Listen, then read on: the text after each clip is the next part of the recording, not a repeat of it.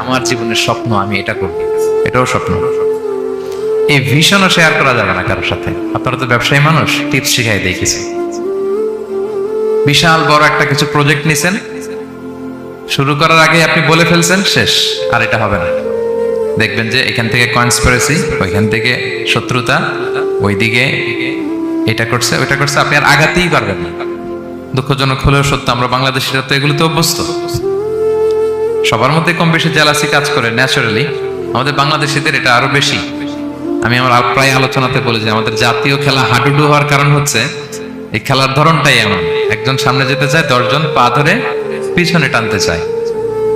তো একটা গল্প শুনেছিলাম এরকম, যে এক লোক জাহান্নাম ভিজিট করতে গেছে। এক এক দেশের লোকদের জন্য এক এক জাহান্নাম, প্রত্যেক জাহান্নামের উপর একজন রক্ষী ফেরেশতা। তো দেখতেছে একটা জাহান্নামের আশেপাশে কোনো রক্ষী ফেরেশতা নেই। তো বললো যে সব জাহান্নামের উপরে রক্ষী ফেরেশতা যাতে বেরোতে না পারে কেউ, এই জাহান্নামের কোনো রক্ষী ফেরেশতা নাই কেন? এটা কোন দেশের? বলতেছে এটা বাংলাদেশের জাহান্নাম।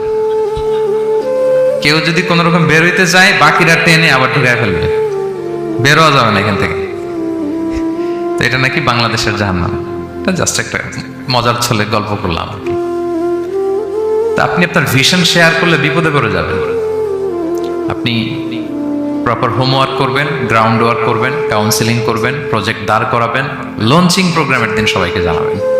সব রেডি, এবার আর কেউ কিছু করতে পারবে না, দাঁড়াই গেছে, সব রেডি আমার।